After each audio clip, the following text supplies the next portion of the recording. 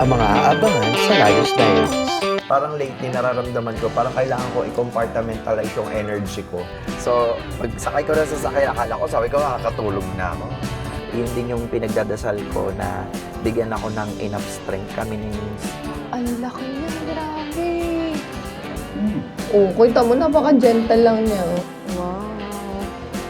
Ang ganda. Paandar yan. Congratulations sa atin. Ito na yata yung pinakamabilis nating setup.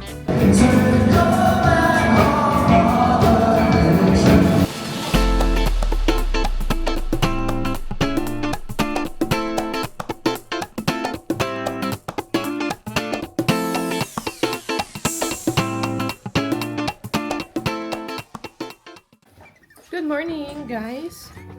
Diyan muna kayo. Teka lang, naglalagay ko ng accessories.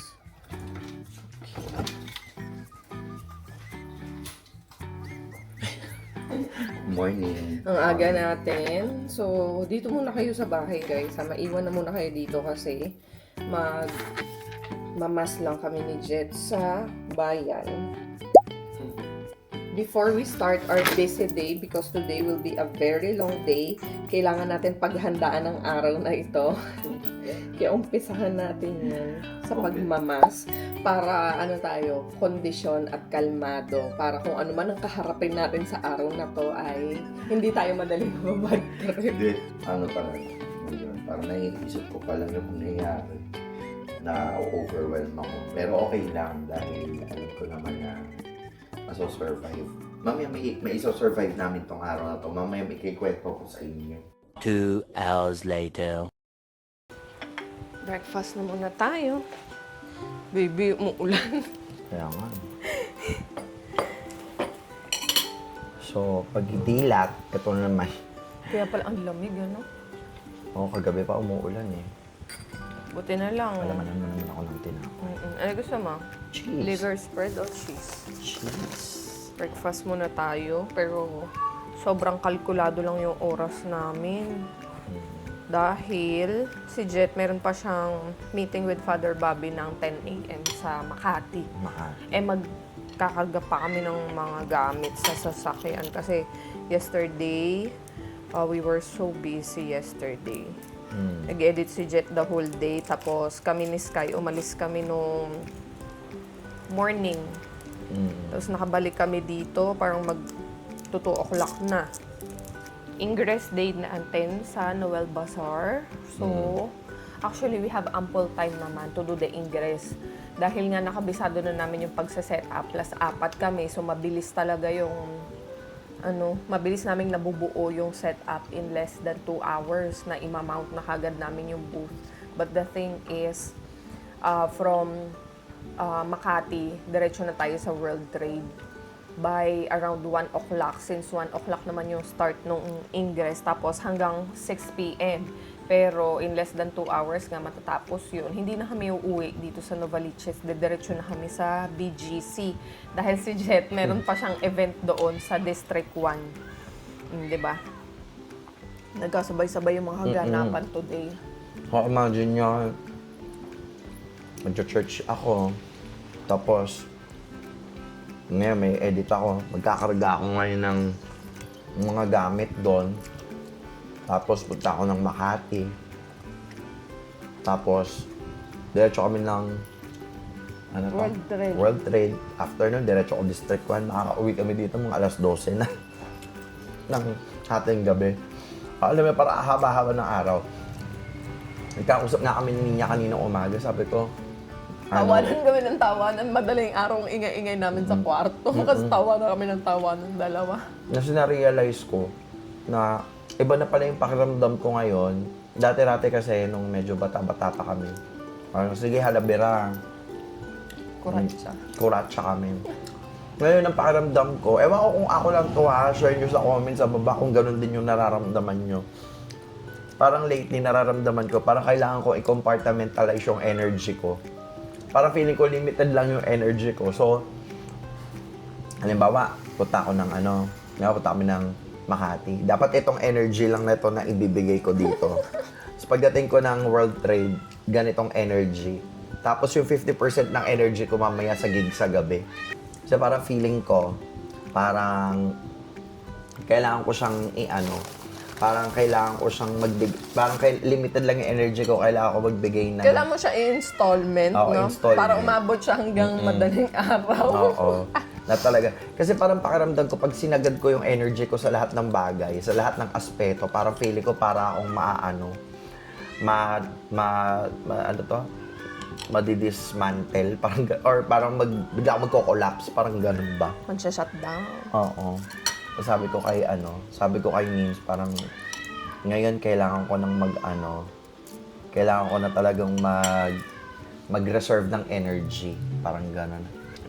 Ilang taon ka na ba? 40 na, Diyos ko. 40. Tawag sa amin, Tiyo 40. Tiyo 40. Malakas kasing makaano ng energy yung gig. Hindi ka pwede, pag nag-perform ka, syempre, hindi ka pwede mag-perform ng 30% lang. Diba? All out pa rin yun kasi binayaran ka dun eh.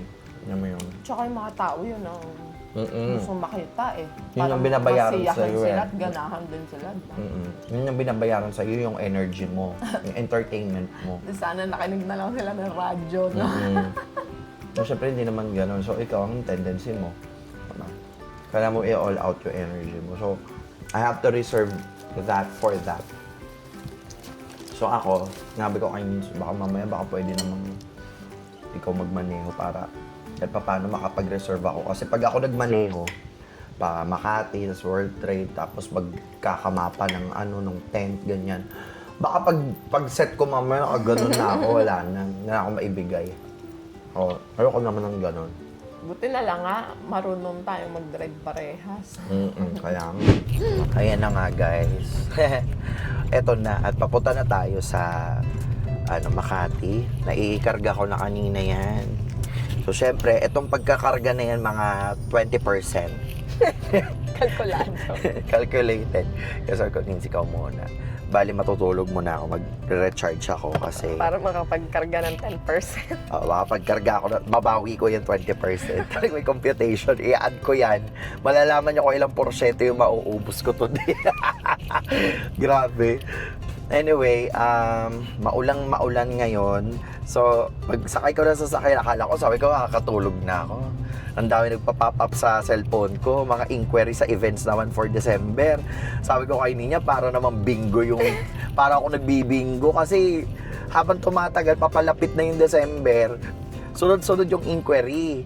Kaya sabi ko, hala, yung mga nangangailangan ng banda ngayong December, Marami talaga. Marami talaga. Ngayon, sabi ko pa, meron ako sinagot 2 ngayon. Yung isa, nag-i-inquire, 16. So, mukhang matutuloy. Yung December 16. December 16. Tapos yung isa, December 17, nag-i-inquire, sabi, ifa-finalize daw today or tomorrow sa resorts. Ayan, hi kay Ate Malu. Ayan, nanonood sa atin yan. Ay, salamat ate sa Oo. blessing. Bale, yung may event silang isa pa, sa love? Sa, gagawin ata sa Alabang. Ito yung December 20. So, magkakaroon ng extra event sila December 17, which is a resort. So, 2 event yon. So, 16, 17, 18, 19, 20. 5 araw sunod-sunod din. Sabi ko, para pabingo na. Emotionally, mentally, physically ready kami. Kaya, yun din yung pinagdadasal ko na bigyan ako ng enough strength kami ni Nins, especially at this time na talagang, alam mo yun, kung kailangan rumakit, pero syempre, hindi rin tama rin naman na abusuhin ng katawan, Kaya, tulungan kami ngayon ni Ning. So, sabi ko, pag ako kailangan mag-recharge, tulungan niya ako. Pag siya kailangan mag-recharge, tulungan ko siya. Ganon kami ngayon, tandem talaga kami nito. Kaya, laban lang, syempre, blessing yan. Minsan lang ang December, di ba? Pagdating ng January, yun na, pahinga na tayo kahit gusto natin kumurats na, wala nang event. Ayan, hi guys. Nandito na kami sa Sangandaan Center dito sa may Makati. So may meeting dito si Jet kay Father Bobby. I think you remember Father Bobby from our previous vlogs kasi I think na-vlog na siya ni Jet once no nagpunta din siya dito. So Father Bobby is the spiritual director of Jet. So nakikipag-meet siya kay Father Bobby once a month. And habang nag-aantay tayo dahil it will take an hour, around an hour, so gagawa na ako ng mga ibang gawain ko dito sa receiving area nila. Alam nyo guys, ang ganda dito. Tapos maririnig mo lang yung flow ng water. Hindi mo maririnig yung ingay sa labas. So, napakatahimik dito, guys. It's a center for Opus Dei congregation. Kaya, usually, mga men talaga yung nandito. Although, meron din naman dito mga women, pero most talaga nung nakastay dito is, men. Kaya hanggang dito lang tayo sa receiving area because other areas is hindi tayo pwedeng mag-loiter without any companion from here. So later makikita niyo si Father Bobby. Tatanungin ko si Jet ha kung pwedeng ipa-hi ulit si Father Bobby dito sa vlog natin. Ayan. Wow, may garden sila dito sa gilid, guys. Ang ganda.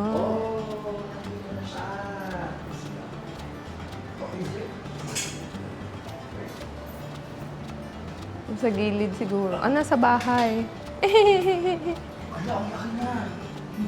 Hello! Ang laki niya, grabe.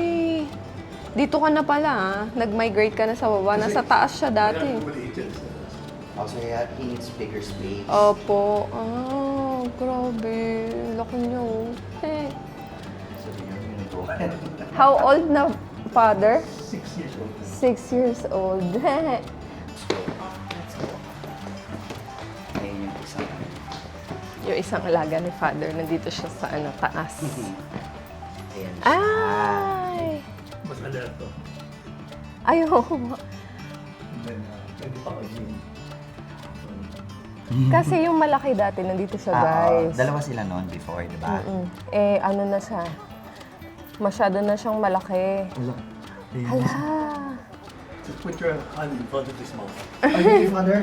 He's not gonna bite? No, it's not. Ito naman, ang liit-liit naman yan. Sige, Akala mo puna mo putol. si Jude. Dali, usad-usad.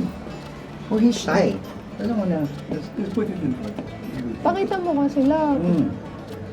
Hala! Sige. Oh, kita mo, napaka-gentle lang niya. Oh.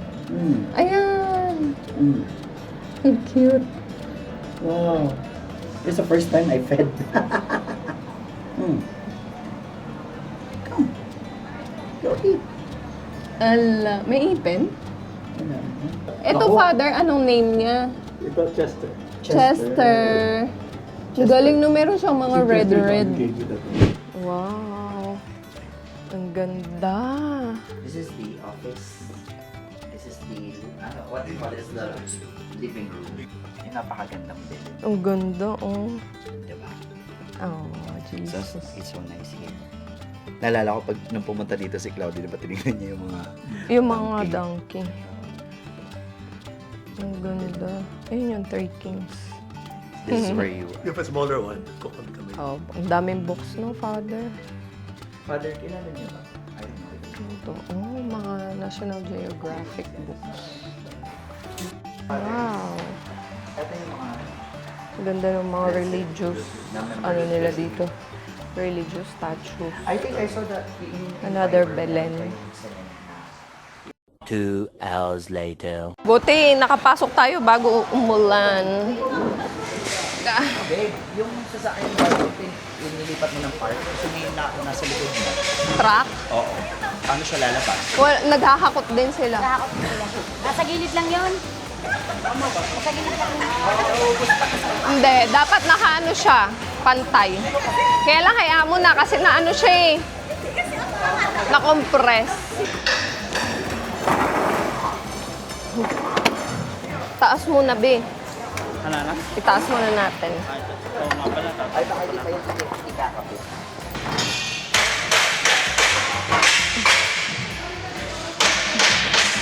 Saan yung gitna niya, love?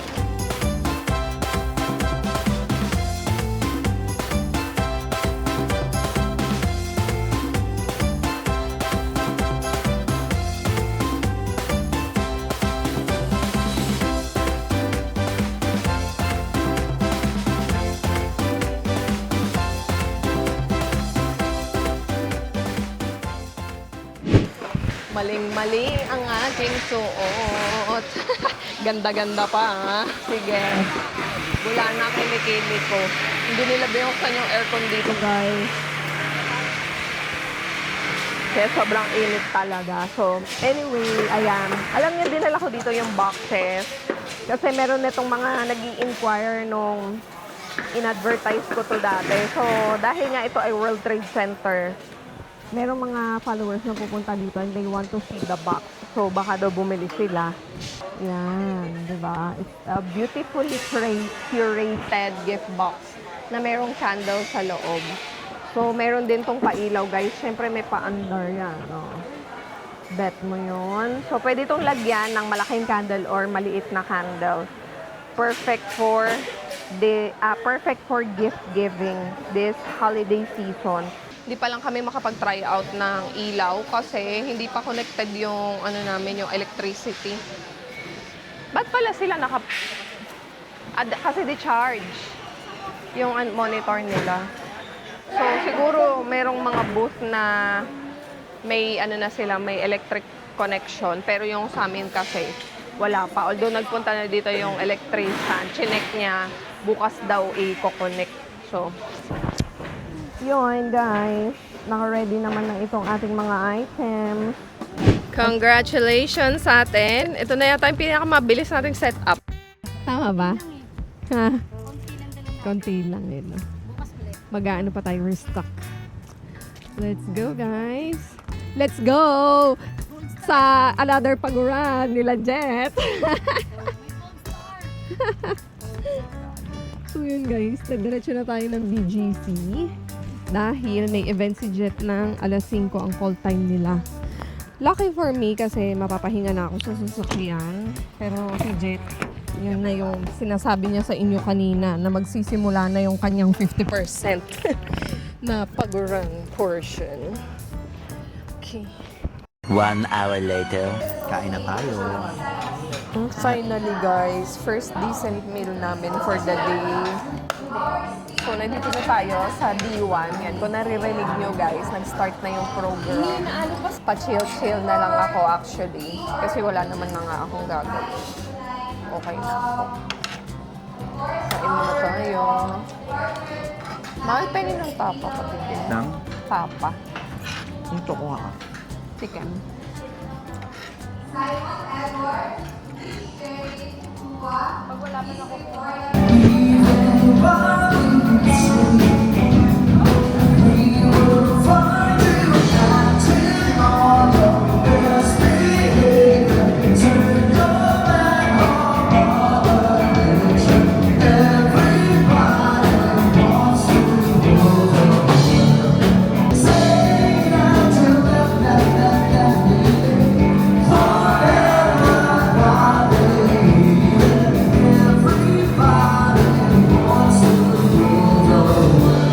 Just then. Ayan guys, so nakauwi na tayo dito sa bahay. It's a very, ano ba sasabihin? It's a very productive day, I should say. I'm so glad that we were able to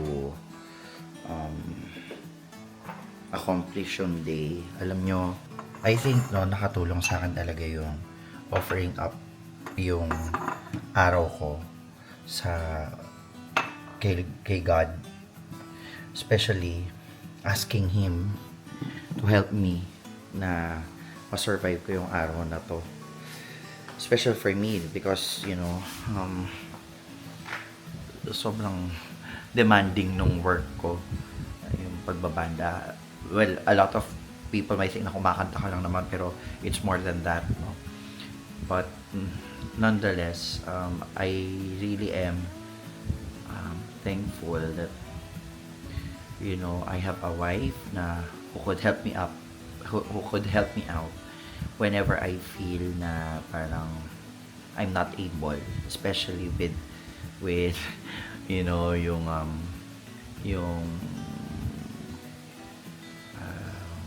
demand sa katawan ko.